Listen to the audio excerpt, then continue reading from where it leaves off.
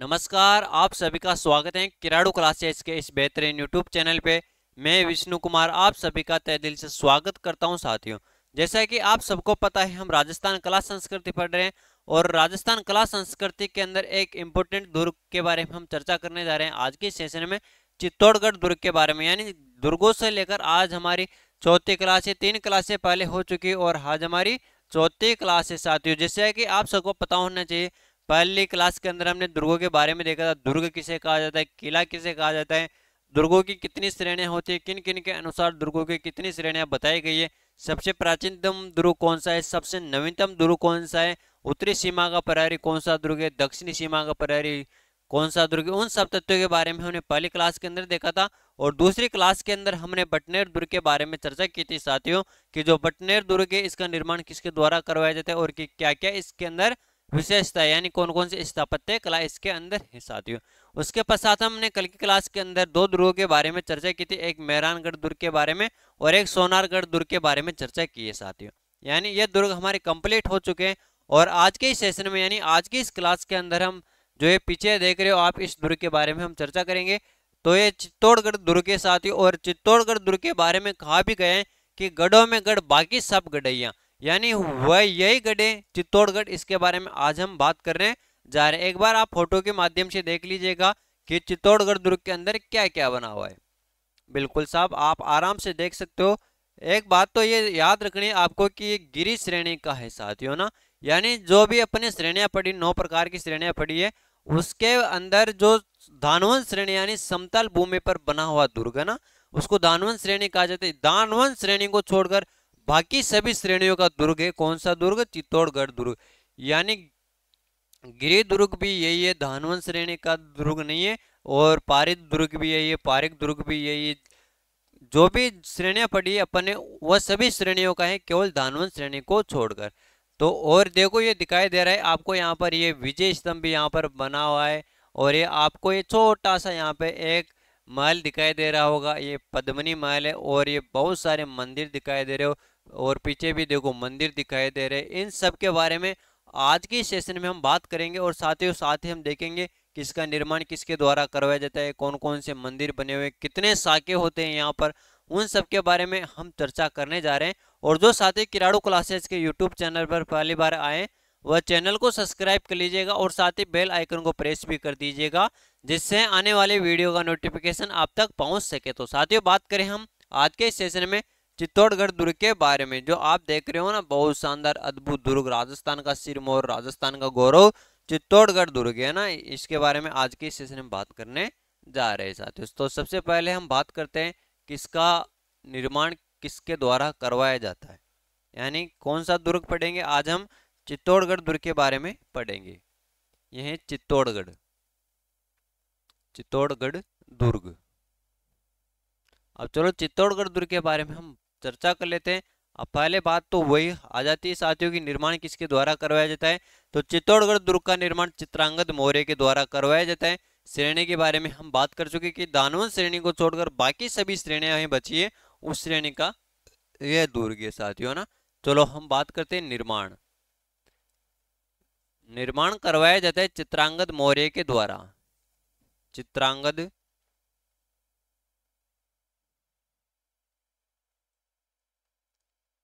चित्रांगद मौर्य के द्वारा निर्माण करवाया जाता है। यानी जो चित्तौड़गढ़ दुर्ग है, इसका निर्माण चित्रांगद मौर्य के द्वारा करवाया जाता है। फिर आती है श्रेणी, कौन सी श्रेणी का दुर्ग है, दानवन श्रेणी को छोड़कर, दानवन श्रेणी को छोड़कर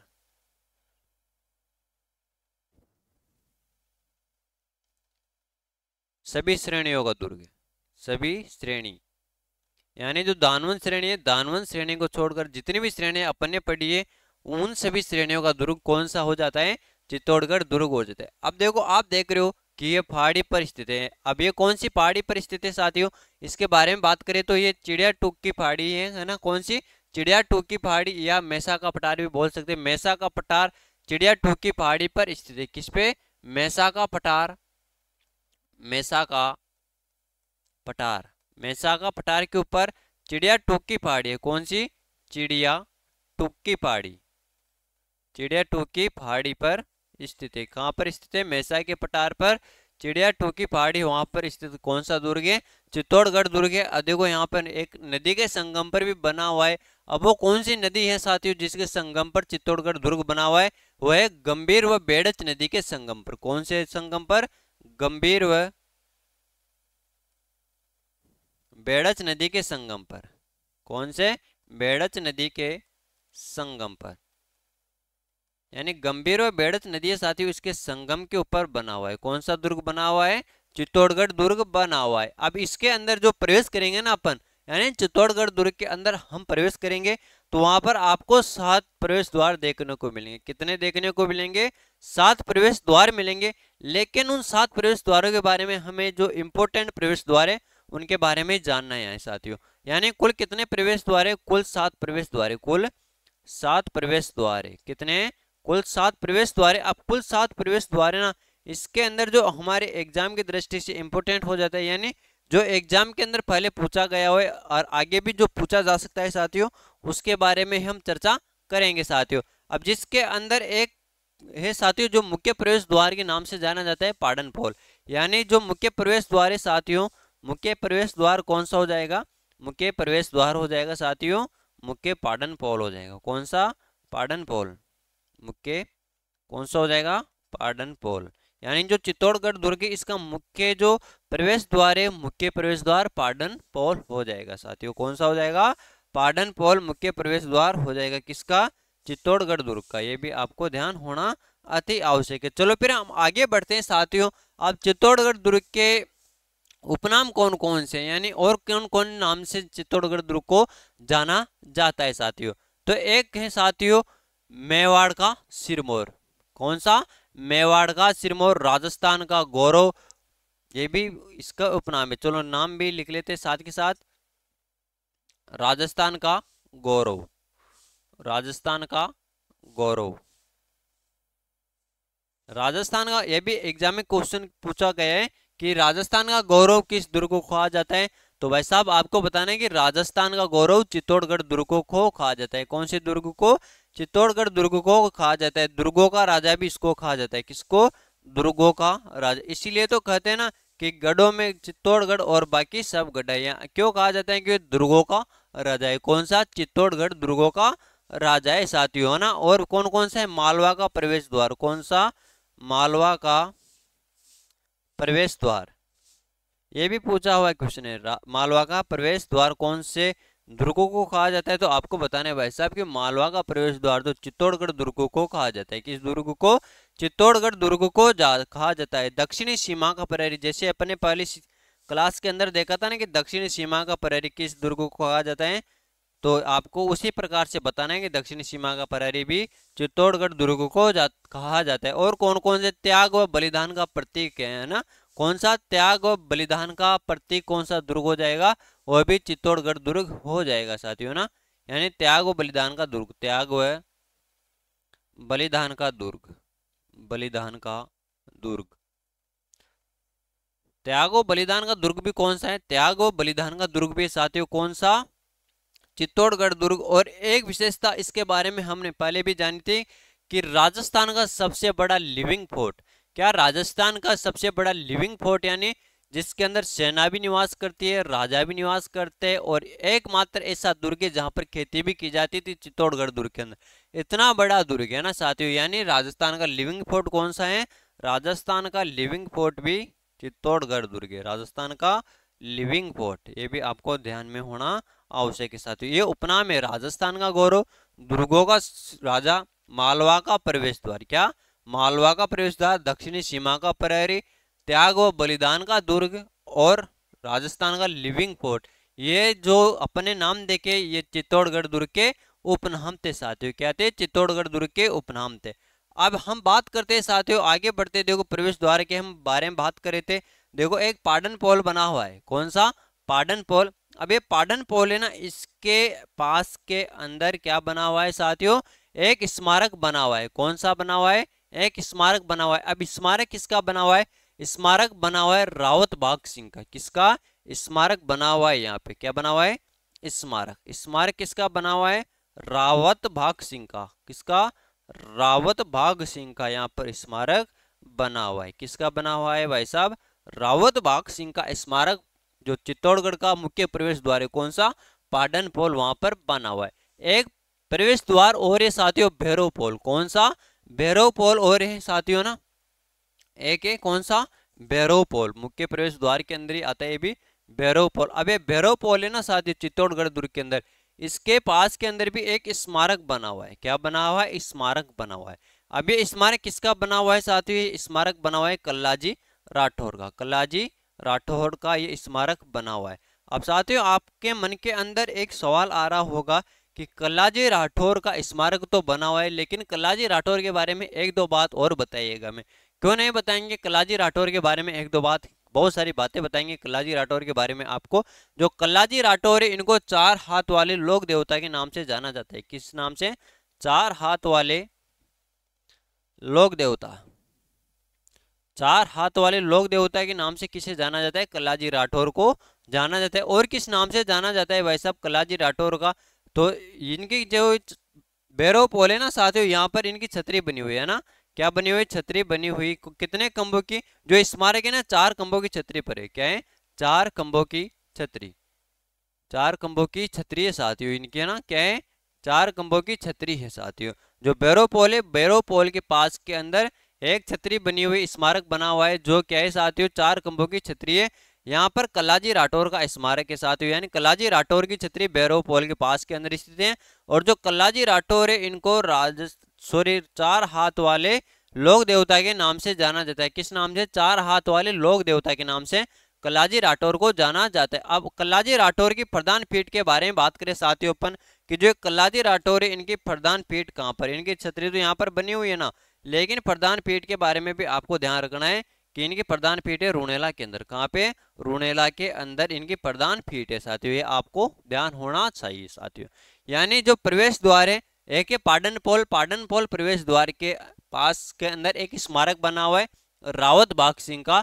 और एक प्रवेश द्वार है भैरव पोल, भैरव पोल के पास में एक छतरी बनी हुई, चार खंभों की छतरी। वह छतरी है कल्लाजी राठौर की। कल्लाजी राठौर को चार हाथ वाले लोक देवता कहा जाता है। और जो कल्लाजी राठौर है इनकी प्रधान पीठ है रूणेला उदयपुर के अंदर। कहाँ पर है? रूणेला के अंदर इनकी प्रधान पीठ है साथियों ना। चलो आगे बढ़ते हैं साथियों, बिल्कुल साहब। और आगे बढ़ते हैं, और आगे बढ़ते समय हम आप बात करेंगे साथियों कि राजस्थान के अंदर जो चित्तौड़गढ़ दुर्ग है इसके अंदर भी प्रमुख महल बने हुए। क्या बने हुए? प्रमुख महल बने हुए। अब वो महल कौन कौन से बने हुए उनके बारे में भी हम हल्की सी जानकारी प्राप्त कर लेते हैं साथियों। अब बात करें प्रमुख महल, देखो एक महल तो ये आपको मैंने अभी जस्ट पिछली क्लास में बताया था कि देखो ये कौन सा महल है? ये पद्मनी महल है। कौन सा महल है? जो है आप देख रहे हो ना, बिल्कुल छोटा सा है। छोटा सा तो नहीं, फोटो के अंदर छोटा दिखाई दे रहा है लेकिन बहुत बड़ा है ना। ये कौन सा है? प्रमुख महल के बारे में अब बात कर लेते हैं। प्रमुख महल यानी जो चित्तौड़गढ़ दुर्ग है इसके अंदर कुछ महल भी बने हुए। अब वो महल कौन कौन से साथी उसके बारे में जानकारी प्राप्त कर लेते हैं। आप आराम से नोट्स बाद में बना लेना, क्योंकि अभी आपको समझना बहुत जरूरी है। एक महल है पद्मनी महल। कौन सा? पद्मनी महल। पद्मनी महल है साथियों। अब एग्जाम में क्वेश्चन सीधा पूछा जाता है कि पद्मनी महल राजस्थान के कौन से किले के अंदर स्थित है, यानी सीधा ऐसे भी दे देगा कि पद्मनी महल कहाँ पर स्थित है। तो भाई साहब आपको बताना है कि पद्मनी महल चित्तौड़गढ़ दुर्ग के अंदर स्थित है। चित्तौड़गढ़ के अंदर कहाँ पे? चित्तौड़गढ़ दुर्ग के अंदर स्थित है। अब ये पद्मनी महल है साथियों। अब फिर आगे बढ़ते हैं, और कौन सा महल? एक है गोरा बादल महल। कौन सा? गोरा बादल महल। एक महल कौन सा हो जाएगा साथियों? गोरा बादल महल। अब ये गोरा बादल महल के बारे में भी पहले क्वेश्चन पूछा गया है कि गोरा बादल महल कहाँ पर है। गोरा बादल महल भी चित्तौड़गढ़ दुर्ग के अंदर है साथियों। एक महल बना हुआ है साथियों कुंभा महल। कौन सा महल? कुंभा महल। अब ये कुंभा महल के बारे में एक बात आपको ध्यान होनी चाहिए। जो कुंभा महल है साथियों, इसका निर्माण किसके द्वारा करवाया जाता है? इसके बारे में पूछा गया है कि निर्माण किसके द्वारा करवाया जाता है। तो भाई साहब इसका निर्माण राणा कुंभा के द्वारा करवाया जाता है। किसके द्वारा? राणा कुंभा के द्वारा राणा कुंभा महल का निर्माण करवाया जाता है। कहाँ पे करवाया जाता है? चित्तौड़गढ़ दुर्ग के अंदर करवाया जाता है। अब ये राणा कुंभा महल है ना, इसकी एक बात और याद रखना है साथियों। अब वो कौन सी बात याद रखोगे साथियों? इस महल के अंदर जो पन्नादाई है ना, क्या इस महल के अंदर पन्नादाई के द्वारा अपने पुत्रता, कौन जो पन्नादाई का पुत्र था चंदन, उसकी बलि इसी महल के अंदर दी गई थी। क्या? जो पन्नादाई का पुत्र था, पन्नादाई का पुत्र कौन था? चंदन। चंदन की बलि कौन से दुर्ग के अंदर दी गई थी? जो कुंभा महल है ना भाई साहब, इसी के अंदर चंदन की बलि दी गई थी पन्नादाई के पुत्र की, पन्नादाई के द्वारा ना।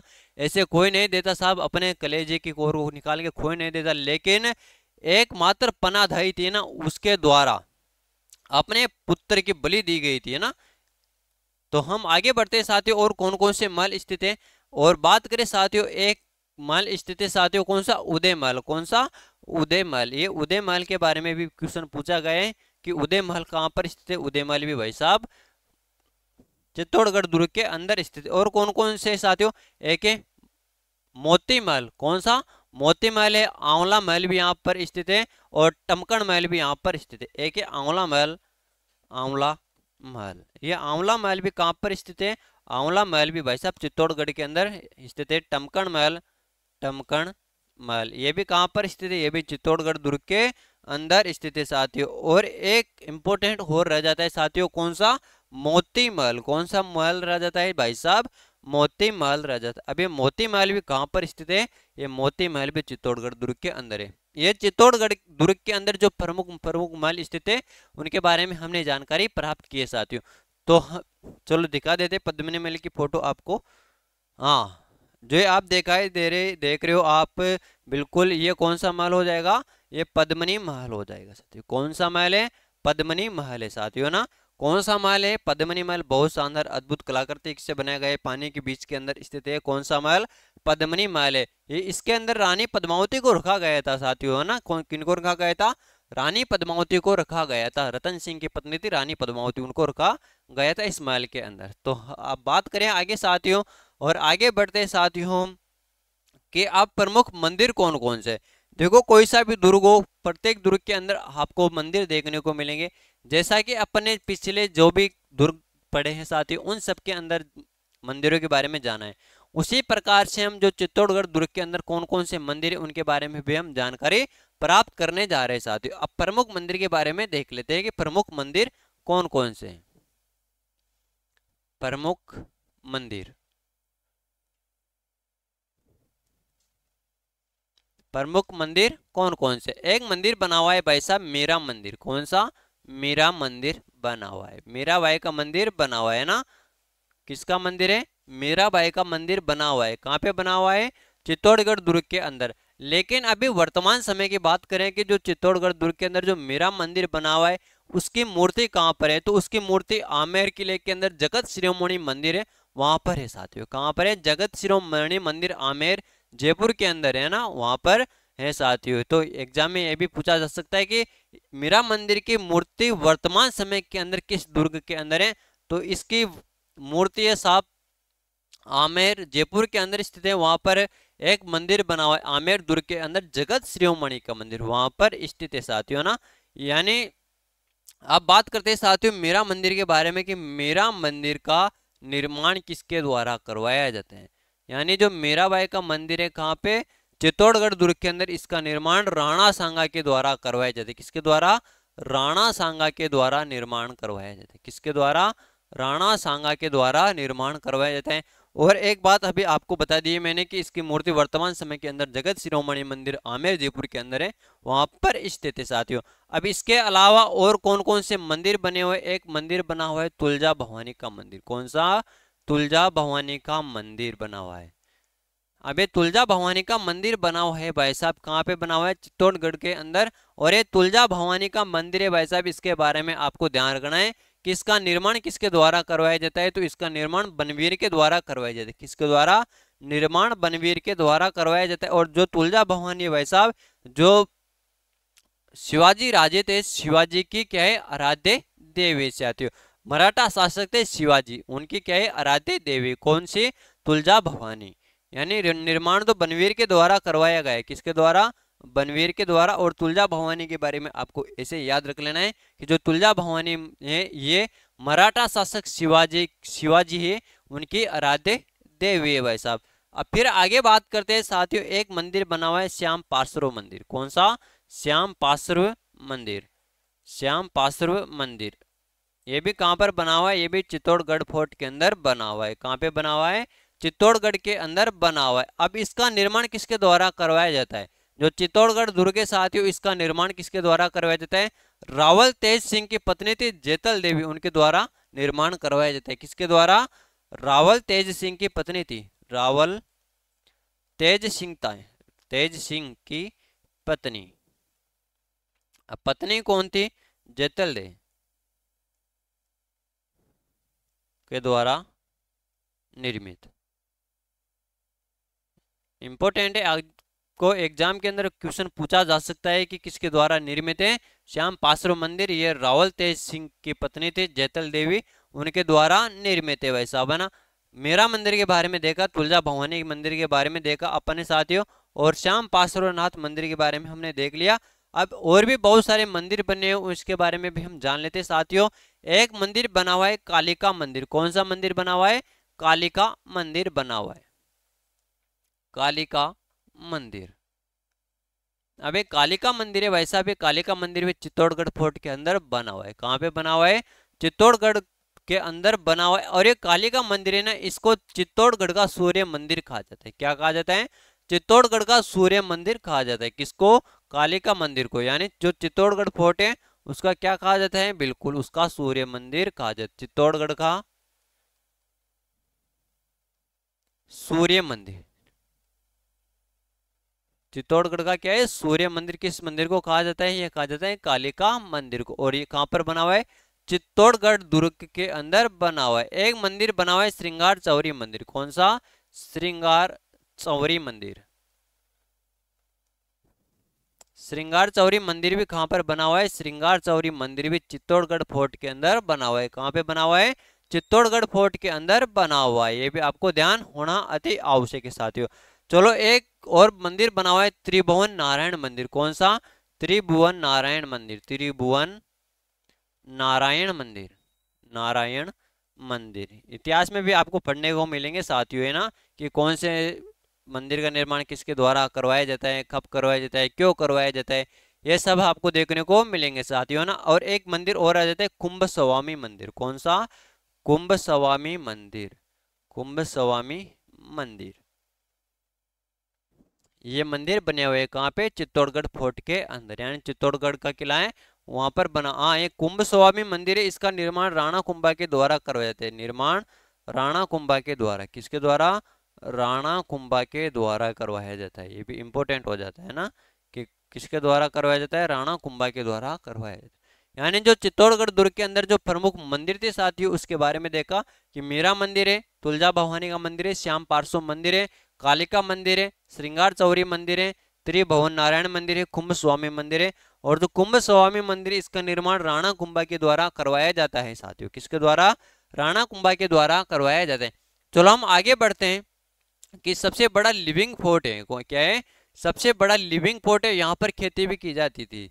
जो चित्तौड़गढ़ दुर्ग है राजस्थान का एकमात्र ऐसा दुर्ग है जहां पर खेती भी की जाती थी। अब खेती की जा रही है साथियों, तो वहां पर पानी की आवश्यकता भी होगी साथियों। क्या होगी?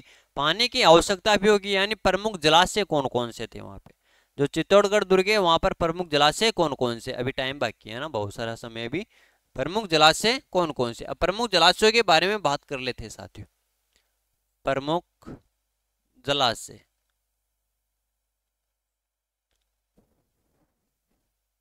प्रमुख जलाशय यानी पानी के स्रोत कौन कौन से थे वहां पर?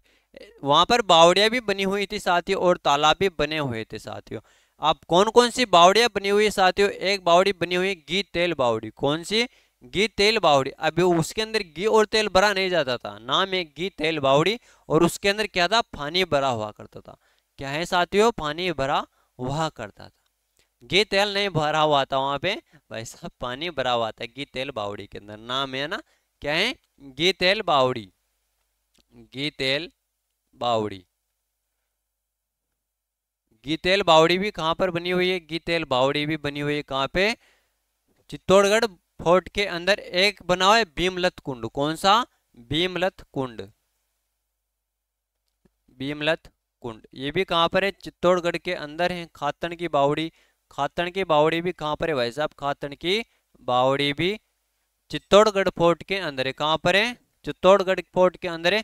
एक है, हाँ बिल्कुल, ये क्या है साथियों?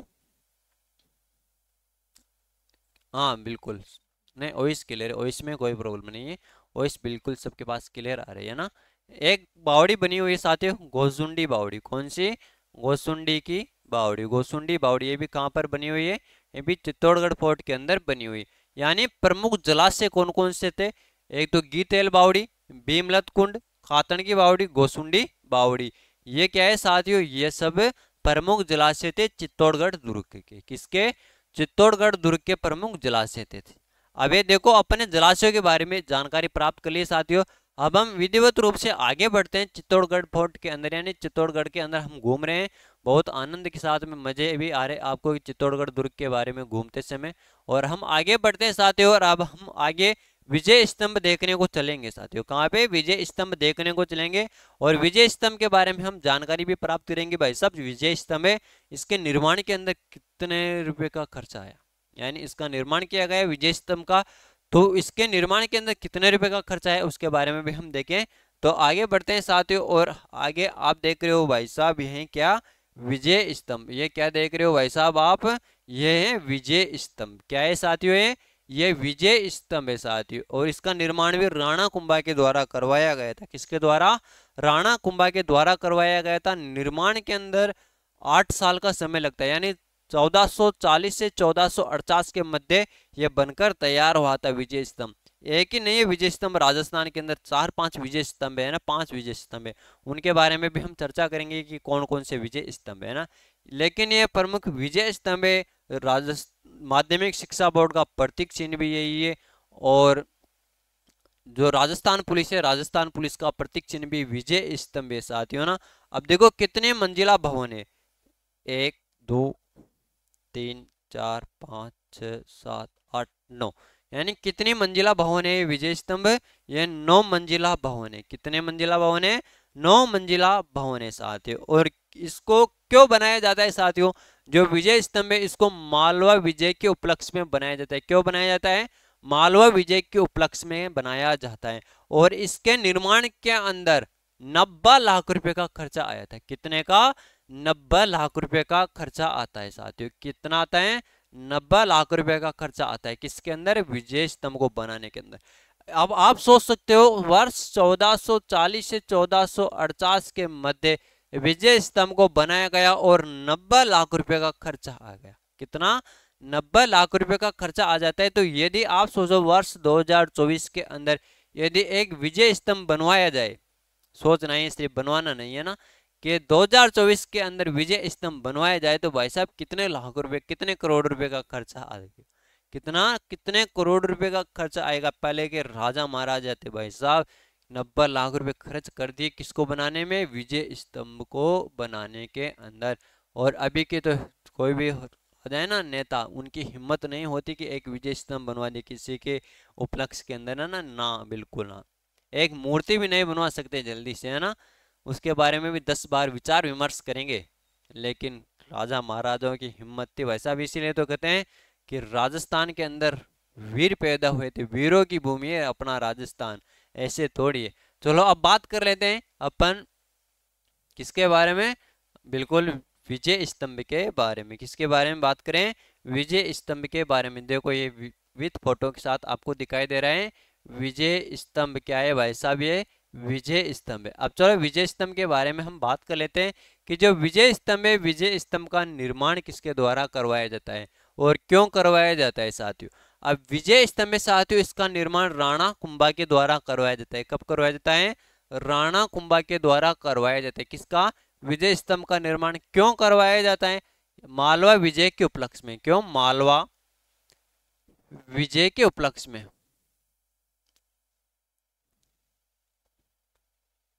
मालवा विजय के उपलक्ष्य के अंदर करवाया जाता है। किसका निर्माण? विजय स्तंभ का निर्माण करवाया जाता है।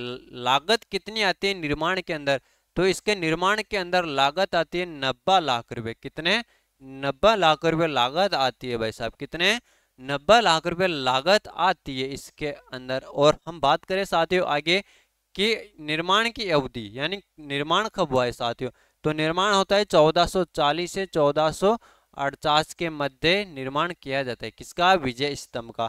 अब देखो इसकी ऊंचाई के बारे में बात करें अपन कि ये देखो यहाँ से लेकर इसकी ऊंचाई कितनी है। इसकी ऊंचाई कितनी है, तो ये इसकी ऊंचाई 122 फीट, कितनी, 122 फीट इसकी ऊंचाई कितनी है, 122 फीट इसकी ऊंचाई है।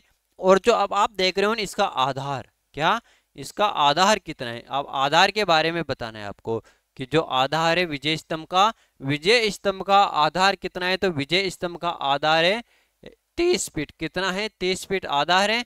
और ऊंचाई भी लिख लेते हैं यहाँ पर ही, ऊंचाई, ऊंचाई है भाई साहब 122 फीट, कितने, 122 फीट इसकी ऊंचाई कितनी है, 122 फीट ऊंचाई है साथियों ना। फिर आगे बढ़ते हैं साथियों कि यहाँ पर कुल सीढ़ियां कितनी है साथियों, यानी कुल सीढ़ियां, कुल सीढ़ियां कितनी है साथियों, जो विजय स्तंभ है, विजय स्तंभ के अंदर कुल सीढ़ियां हैं 157, कितनी है, 157 है। और कुल कितने मंजिला भवन है, यानी कुल कितने मंजिला है भाई साहब, 9 मंजिला भवन है, कितने मंजिला, 9 मंजिला भवन, 9 मंजिला भवन है, कौन सा, विजय स्तंभ है साथियों। अब देखो इसके आकार के बारे में, आधार के बारे में अपने देख लिया, ऊंचाई के बारे में देखा, निर्माण क्यों करवाया जाता है, लागत कितनी आती है, अवधि कितनी है, कुल सीढ़ियां कितनी है, कुल मंजिला यानी कितने मंजिला भवन है साथियों, इसके बारे में हमने जानकारी प्राप्त की। अभी ये क्या है साथियों, एक बार क्षतिग्रस्त हो जाता है, जो विजय स्तंभ है यह क्षतिग्रस्त हो जाता है और इसका जीर्णोद्वार करवाया जाता है, क्या करवाया जाता है, जीर्णोद्वार करवाया जाता है। अब ये जीर्णोद्वार किसके द्वारा करवाया जाता है, जीर्णोद्वार मेवाड़ का शासक था स्वरूप सिंह, उनके द्वारा इसका जीर्णोद्वार करवाया जाता है। यानी जीर्णोद्वार किसके द्वारा करवाया जाता है, जीर्णोद्वार, जीर्णोद्वार करवाया जाता है मेवाड़ शासक,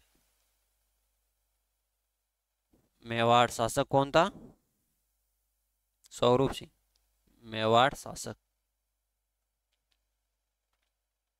स्वरूप सिंह, मेवाड़ शासक स्वरूप सिंह के द्वारा विजय स्तंभ का जीर्णोद्वार करवाया जाता है साथियों।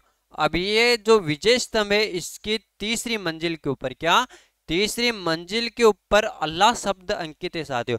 अब ये अल्लाह शब्द अंकित है, ये कितनी बार अंकित है, यानी 1 2 3, ये तीसरी मंजिल है ना, तीसरी मंजिल पर क्या है साथियों, तीसरी मंजिल पर 9 बार अल्लाह शब्द अंकित है, अल्लाह शब्द अंकित,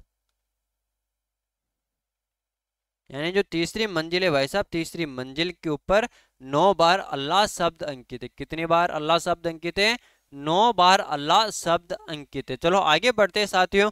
और ये 8वीं मंजिल है भाई साहब, 8वीं मंजिल, 8वीं मंजिल के ऊपर विष्णु की, सॉरी, हाँ 8वीं मंजिल पर कोई भी मूर्ति स्थापित नहीं है, जो ये 8वीं मंजिल है साथियों इस पर कोई भी मूर्ति नहीं है। और जो प्रथम मंजिल है, क्या प्रथम मंजिल, प्रथम मंजिल के ऊपर भगवान विष्णु की मूर्ति है, किसकी है, विष्णु की मूर्ति, भगवान विष्णु की मूर्ति है भाई साहब, है ना, किसकी मूर्ति है, प्रथम मंजिल पर, प्रथम मंजिल पर तो विष्णु की मूर्ति स्थित है। अब ये 9वीं मंजिल है, 9वीं मंजिल के ऊपर कीर्ति प्रस्तुति है साथियों, क्या है, 9वीं मंजिल पर क्या, 9वीं मंजिल पर क्या है, कीर्ति प्रस्तुति, कीर्ति प्रस्तुति क्या है साथियों, 9वीं मंजिल पर, 9वीं मंजिल पर कीर्ति प्रस्तुति, यानी प्रथम मंजिल के ऊपर तो भगवान विष्णु की मूर्ति स्थापित की गई है, किसके, भगवान विष्णु की मूर्ति स्थापित की गई है। तीसरी मंजिल के ऊपर 9 बार अल्लाह शब्द अंकित है, क्या है, अल्लाह शब्द अंकित है। और भाई साहब फिर आगे देखना है 9वीं मंजिल के ऊपर, कौन से मंजिल के ऊपर, 9वीं मंजिल के ऊपर कीर्ति स्तंभ प्रस्तुति है साथियों, क्या है, कीर्ति स्तंभ प्रस्तुति है साथियों, ये भी आपको ध्यान होना आवश्यक है। चलो हमने ये जानकारी प्राप्त की किसके बारे के अंदर, हाँ बिल्कुल साहब। चलो आगे बढ़े, तीसरी मंजिल के बारे में देख लिया ना, 9 बार अल्लाह शब्द अंकित है, क्लियर है यहाँ तक। अब ये जो विजय स्तंभ है इसके बारे में आगे बात करते हैं साथियों, इसके उपनाम कौन कौन से, क्या उपनाम, उपनाम के बारे में बात करते हैं ना। अब चलो उपनाम के बारे में आप कमेंट करके बताइएगा, जब तक मैं पानी पी लेता हूँ।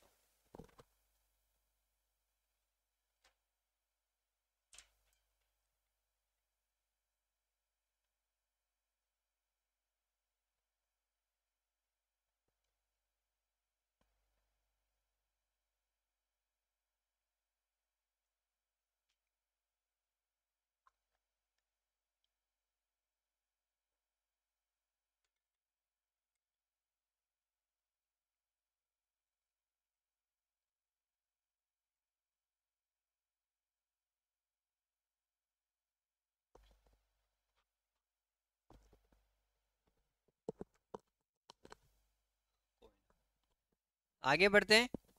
अब उपनाम के बारे में देखें। विजय स्तंभ को कुतुब मीनार सर्वश्रेष्ठ कहा गया है।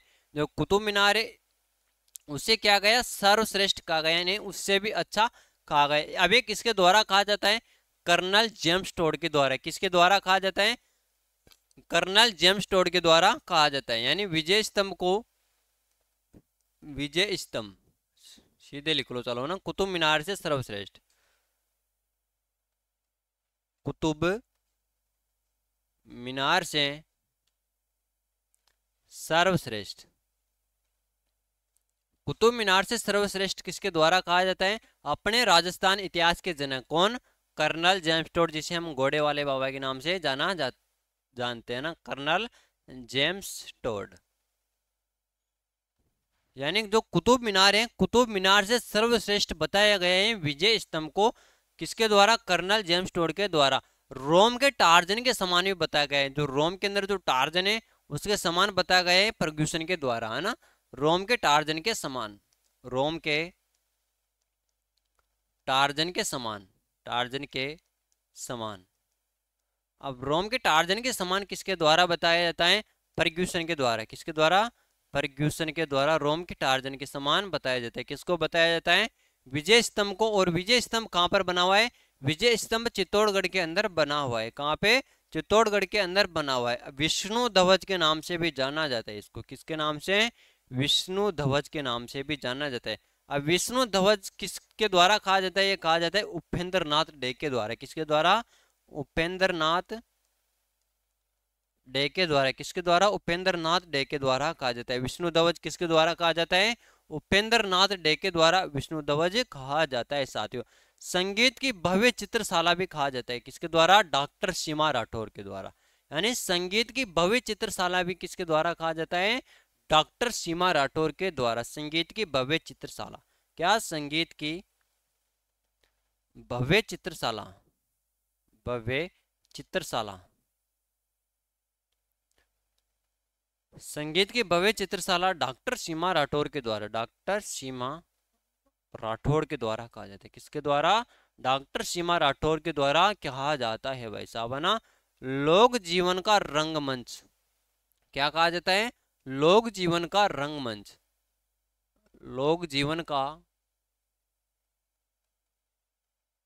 रंगमंच। अब भाई साहब, लोक जीवन का रंगमंच कहा जाता है। क्या कहा जाता है, लोक जीवन का रंगमंच कहा जाता है। और ये किसके द्वारा कहा जाता है, डॉक्टर गोपीनाथ शर्मा के द्वारा। किसके द्वारा, डॉक्टर गोपीनाथ शर्मा के द्वारा कहा जाता है। डॉक्टर गोपीनाथ शर्मा, गोपीनाथ शर्मा के द्वारा कहा जाता है। ये नाम, विभिन्न प्रकार के नाम देखे ना अपन ने, ये किसके उपनाम थे, ये विजय स्तंभ के उपनाम थे साथियों। किनके थे, विजय स्तंभ के उपनाम थे साथियों। अब हम आगे बढ़ते हैं कि विजय स्तंभ के बारे में हमको और कौन कौन सी जानकारी याद रखना है साथियों, जो हमारे एग्जाम की दृष्टि से इंपॉर्टेंट है साथियों। अभी अपन ने चर्चा की राजस्थान माध्यमिक शिक्षा बोर्ड, वन विभाग, राजस्थान पुलिस का प्रतीक चिन्ह, ये भी आपको ध्यान रखना है ना। किसका, माध्यमिक शिक्षा बोर्ड, राजस्थान पुलिस और वन विभाग का प्रतीक चिन्ह है साथियों। राजस्थान माध्यमिक शिक्षा बोर्ड, माध्यमिक शिक्षा बोर्ड, वन विभाग और राजस्थान पुलिस, राजस्थान पुलिस का क्या है साथियों, प्रतीक चिन्ह है।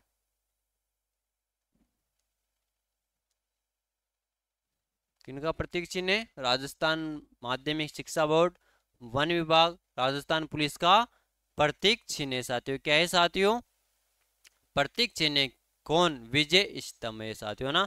यह भवन जो विजय स्तंभ बनाया गया है, यह भवन है ना साथियों, विजय स्तंभ, यह भगवान विष्णु को समर्पित है। यह भी पूछा जा सकता है कि किसको समर्पित है, ये विष्णु, भगवान विष्णु को समर्पित है। भगवान विष्णु को समर्पित है भाई साहब। किसको समर्पित है, भगवान विष्णु को समर्पित है। किसको समर्पित है, भगवान विष्णु को समर्पित है साथियों।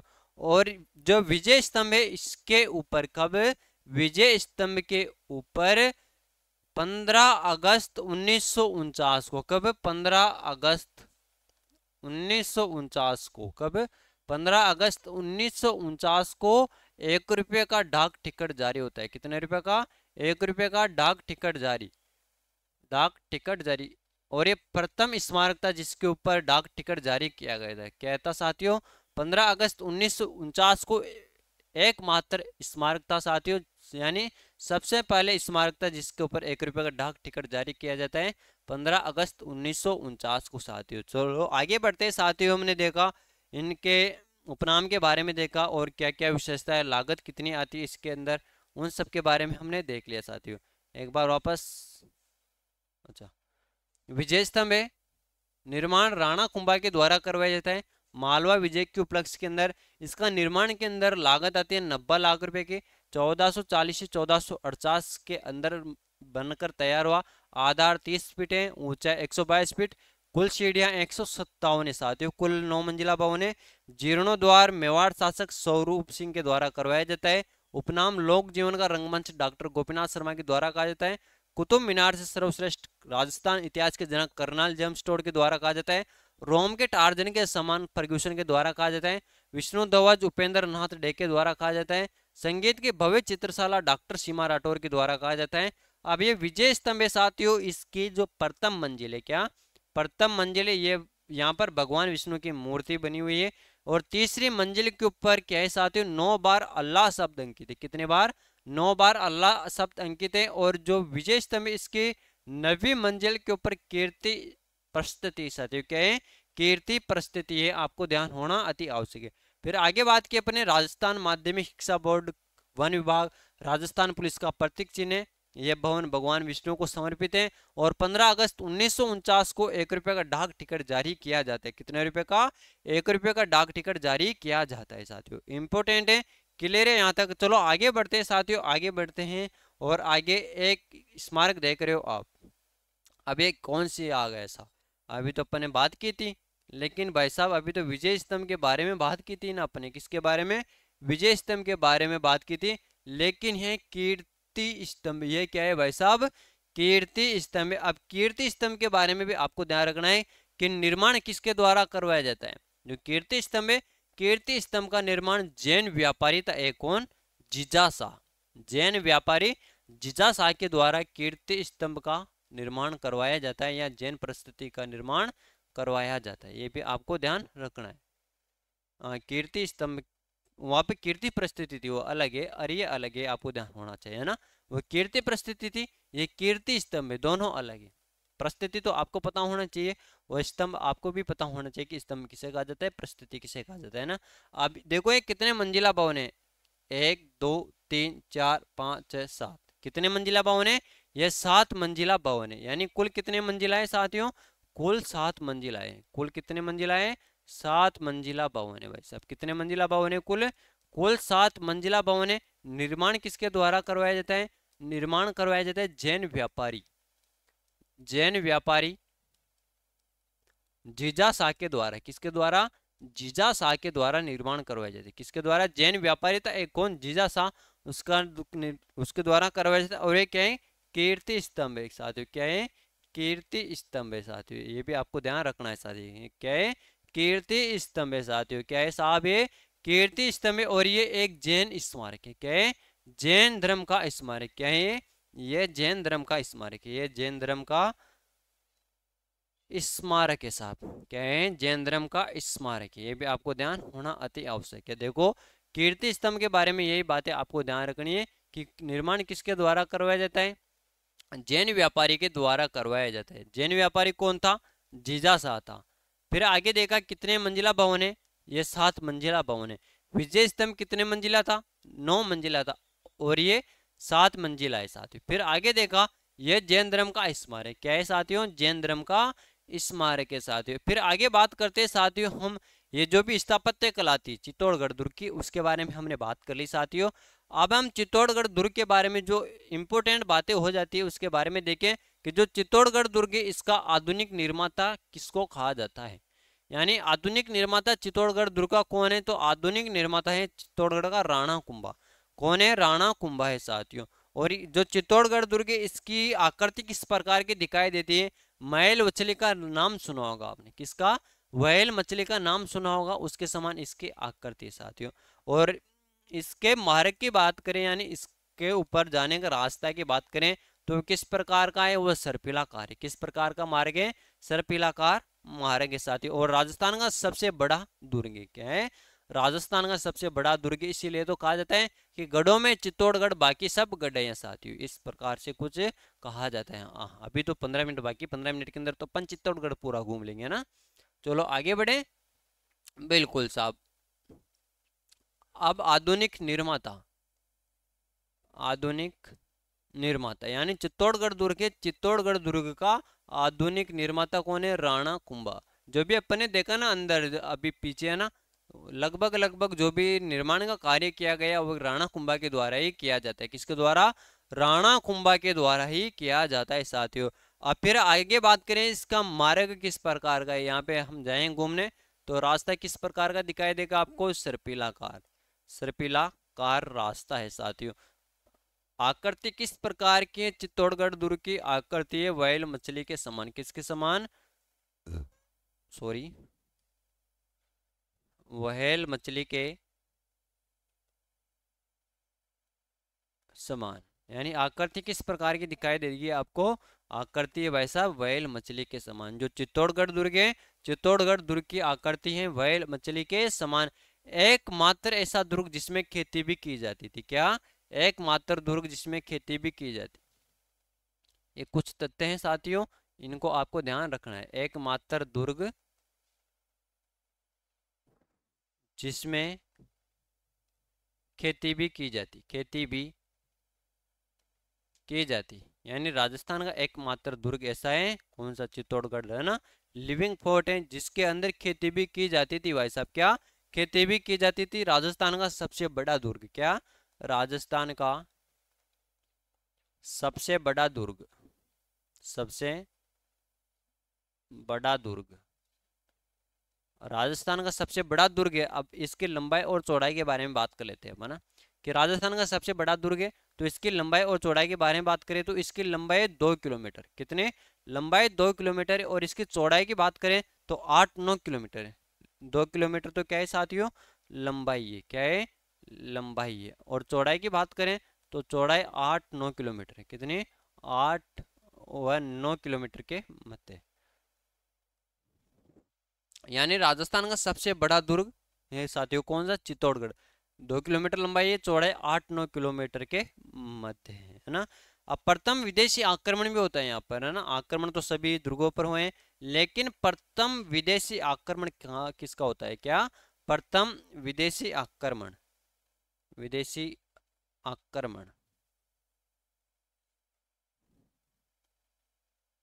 प्रथम विदेशी आक्रमण किसका होता है, अफगान का होता है। किसका, अफगान का होता है। अब अफगान का शासक कौन था साथियों, जिसका प्रथम विदेशी आक्रमण होता है, अफगान का शासक था मामू। अरे कौन था भाई साहब, मामू, है ना। मामू का प्रथम विदेशी आक्रमण होता है चित्तौड़गढ़ दुर्ग के अंदर, ये भी आपको ध्यान होना चाहिए, एग्जाम में आपसे पूछा जा सकता है। और इसके बारे में एक कथन कहा गया है, गढ़ तो चित्तौड़गढ़ बाकी सब गढ़ हैं, और ये किसके द्वारा कहा गया है, ये अबुल फजल के द्वारा कहा गया है। किसके द्वारा कहा गया है भाई साहब, ये अबुल फजल के द्वारा कहा गया। इंपोर्टेंट है, आपसे पूछा जा सकता है ना। आप देखो चित्तौड़गढ़ दुर्ग के अंदर 3 साके हुए थे। कितने साके हुए थे, कुल 3 साके हुए थे। और तीनों साकों से हर बार क्वेश्चन पूछा जाता है कि प्रथम साका कब होता है, केसरिया किसके द्वारा, जौहर किसके द्वारा, और आक्रमण किसका था। ये 3 बातें आपको ध्यान रखना है। यानी कौन सा आक्रमण कब होता है, किसके द्वारा किया जाता है, केसरिया किसके द्वारा किया जाता है, जौहर किसके द्वारा किया जाता है। अब देखो चित्तौड़गढ़ दुर्ग का प्रथम साका, क्या, प्रथम साका, प्रथम शाखा। अब जो चित्तौड़गढ़ दुर्ग है भाई साहब, इसके अंदर प्रथम शाखा कब होता है, और इसके अंदर केसरिया किसके द्वारा किया जाता है, और जौहर किसके द्वारा किया जाता है। यानी प्रथम शाखा होता है 26 अगस्त को। कब होता है, 26 अगस्त 1303 को। कब, 26 अगस्त 1303 को प्रथम शाखा होता है ना। अब यहाँ पर केसरिया किसके द्वारा किया जाता है, केसरिया किया जाता है रावल रतन सिंह के द्वारा। किसके द्वारा, रतन सिंह था ना, रतन सिंह, रतन सिंह के द्वारा तो केसरिया किया जाता है। किसके द्वारा, रतन सिंह के द्वारा। और केसरिया, रतन सिंह के द्वारा केसरिया किया जाता है। और जौहर किसके द्वारा किया जाता है साथियों? रानी पद्मावती के द्वारा। किसके द्वारा? रानी थी कौन? पद्मावती। रानी पद्मावती के द्वारा। रानी पद्मावती के द्वारा क्या किया जाता है? जौहर किया जाता है। यानी जौहर किसके द्वारा किया जाता है? जौहर रानी पद्मावती के द्वारा किया जाता है ना। और आक्रमण किसका था? आक्रमण किसका होता है? और आक्रमण होता है भाई साहब एक के अलाउद्दीन खिलजी का। आक्रमण होता है किसका? अलाउद्दीन खिलजी का आक्रमण होता है ना। और राजस्थान इतिहास का सबसे बड़ा शाखा है ना। क्या राजस्थान इतिहास का सबसे बड़ा शाखा कौन सा था? राजस्थान इतिहास का सबसे बड़ा शाखा था चित्तौड़गढ़ दुर्ग का प्रथम शाखा होता है 26 अगस्त 1303 को। और ये राजस्थान इतिहास का सबसे बड़ा शाखा था जिसके अंदर केसरिया रतन सिंह के द्वारा किया जाता है, पद्मावती के द्वारा जौहर किया जाता है, आक्रमण होता है अलाउद्दीन खिलजी के द्वारा। अलाउद्दीन खिलजी क्या है? रानी पद्मावती को पाना चाहता था। क्या अलाउद्दीन खिलजी रानी पद्मावती को पाना चाहता था ना। तो अपने मान स्वाभिमान की रक्षा करते हुए जो रतन सिंह है, रतन सिंह ने केसरिया किया। लेकिन जो केसरिया हो जाने के पश्चात अलाउद्दीन खिलजी देखा कि अब हम रानी पद्मावती को लेकर आ सकते हैं, लेकिन ऐसा नहीं हुआ। रानी पद्मावती ने 16,000 रानियों के यानी दासियों के साथ अग्निकुंड के अंदर कूदकर जौहर किया था साथियों, अपने मान स्वाभिमान की रक्षा करते हुए ना। तो आगे बढ़ते साथियों, अब द्वितीय शाखा कब होता है? क्या? द्वितीय शाखा यानी दूसरा शाखा। ये तो हो गया प्रथम शाखा, और दूसरा शाखा कब होता है? दूसरा शाखा। अब चित्तौड़गढ़ दुर्ग का दूसरा शाखा होता है 1534 के अंदर। कब होता है भाई साहब? 1534 के अंदर होता है। कब होता है? 1534 के अंदर चित्तौड़गढ़ दुर्ग का दूसरा शाखा होता है। इसके अंदर केसरिया राव बाघ सिंह के द्वारा किया जाता है। किसके द्वारा? रावत बाघ सिंह के द्वारा तो केसरिया किया जाता है, और जौहर रानी कर्मावती के द्वारा किया जाता है। किसके द्वारा? रानी कर्मावती के द्वारा जौहर किया जाता है। और आक्रमण होता है गुजरात का शासक शाह बहादुर शाह, उनका आक्रमण होता है यानी केसरिया रावत बाघ सिंह के द्वारा। किसके द्वारा? रावत बाघ सिंह के द्वारा। रावत बाघ सिंह के द्वारा किया जाता है। जौहर किसके द्वारा किया जाता है? जौहर किया जाता है किसके द्वारा भाई साहब? और आक्रमण किसका होता है? जौहर किसके द्वारा किया जाता है भाई साहब? रानी कर्मावती के द्वारा। किसके द्वारा? रानी कर्मावती के द्वारा। रानी कर्मावती के द्वारा तो जौहर किया जाता है, और आक्रमण किसका होता है? गुजरात का शासक था कौन? बहादुर शाह। गुजरात शासक बहादुर शाह के द्वारा।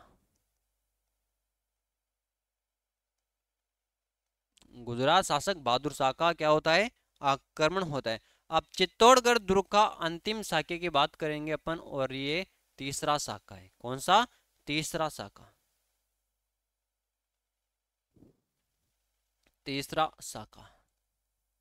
जो भी दुर्ग के अंदर जितने भी शाखे हुए ना, उनको हम साथ के साथ अध्ययन करते हुए चलेंगे, क्योंकि आपको जब इतिहास पढ़ोगे तो आपको आसानी रहेगी कि सर प्रथम शाखा, द्वितीय शाखा, तीसरा शाखा इस समय हुआ था साथियों। अब फिर बात करें तीसरा शाखा, ये फरवरी माह के अंदर होता है। और फरवरी माह के अंदर तो होता है, लेकिन कौन से सन के अंदर होता है? ये होता है 1568 के अंदर। कब होता है? 1568 के अंदर होता है ना। कब होता है? 1568 के अंदर होता है। केसरिया किया जाता है फतेह सिंह सिसोदिया के द्वारा। किसके द्वारा? फतेह सिंह सिसोदिया के द्वारा केसरिया किया जाता है। और जौहर फुल कवर के द्वारा किया जाता है। किसके द्वारा? फुल कवर के द्वारा जौहर किया जाता है। और आक्रमण होता है अकबर का। किसका आक्रमण होता है? आक्रमण अकबर का होता है। आक्रमण अकबर का। अकबर का आक्रमण हो जाता है भाई साहब, और केसरिया किया जाता है। किस केसरिया? केसरिया फतेह सिंह सिसोदिया। फतेह सिंह सिसोदिया। फतेह सिंह सिसोदिया के द्वारा केसरिया किया जाता है, और जौहर किया जाता है फुल कवर के द्वारा। जौहर किसके द्वारा? फुल कवर के द्वारा किया जाता है। फुल कवर के द्वारा जौहर किया जाता है। वैसा भी अपने जानकारी की प्राप्त की कंप्लीट जानकारी हो गई है किसके बारे में? चित्तौड़गढ़ दुर्ग के बारे में। यानी चित्तौड़गढ़ दुर्ग से एक भी क्वेश्चन बाहर जाने वाला नहीं है आपके एग्जाम के अंदर। यानी जो भी क्वेश्चन बन सकते हैं, बने हुए, उन सब के बारे में हमने बात कर लिए साथियों। और आगे भी कौन से किस प्रकार के क्वेश्चन पूछ सकता है वो भी हमने इसके अंदर ऐड किया है साथियों। तो एक बार वापस रिवाइज करा देते हैं क्या क्या देखा अपने आज के सेशन में। बिल्कुल सर, ये चित्तौड़गढ़ दुर्ग के बारे में हमने देखा था कि निर्माण किसके द्वारा, श्रेणी किस प्रकार की है, कौन से पठार पर है, गंभीर और बेड़स नदी के संगम पर कुल 7 प्रवेश द्वार है जिसके अंदर प्रथम प्रवेश द्वार भैरव पोल के बारे में भी अपने देख लिया, उपनाम देख लिया। 4 हाथ वाले लोक देवता कलाजी राठौर को कहा जाता है। फिर आगे बात की अपन ने प्रमुख जलाशयों के बारे में भी हमने चर्चा कर ली, प्रमुख मंदिर कौन कौन से उनके बारे में भी हमने देखा, प्रमुख जलाशय भी देख लिए अपने। बिल्कुल है ना, विजय स्तंभ के बारे में भी चर्चा कर लिए साथियों, और क्या क्या विशेषता है विजय स्तंभ की उसके बारे में देखा। कीर्ति स्तंभ के बारे में, हाँ जैन परिस्थिति भी बोल सकते हैं ना इसको, जैन परिस्थिति।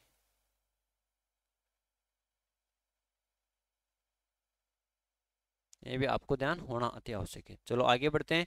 आधुनिक निर्माता मार्ग किस प्रकार का है, आकृति किस प्रकार की खेती की जाती है, हम सब ने जो भी इंपॉर्टेंट क्वेश्चन बन सकते थे यहाँ से उन सब के बारे में देखा।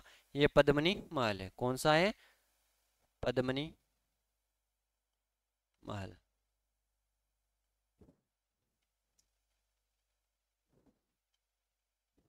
ये कुंभा महल है। हाँ, इनके बारे में हमने चर्चा कर ली है साथियों। तो सभी साथियों का यहाँ तक के लिए बहुत बहुत धन्यवाद। Thank you, all the best, Jain जय भारत। मिलते हैं कल की क्लास के अंदर दुर्ग को लेकर। कल की क्लास के अंदर हम इम्पोर्टेंट दुर्ग, कुंभलगढ़ दुर्ग के बारे में बात करेंगे और साथ ही तारागढ़ के बारे में बात करेंगे। तो सभी साथियों का यहाँ तक के लिए धन्यवाद। जय हिंद, जय भारत, राम राम।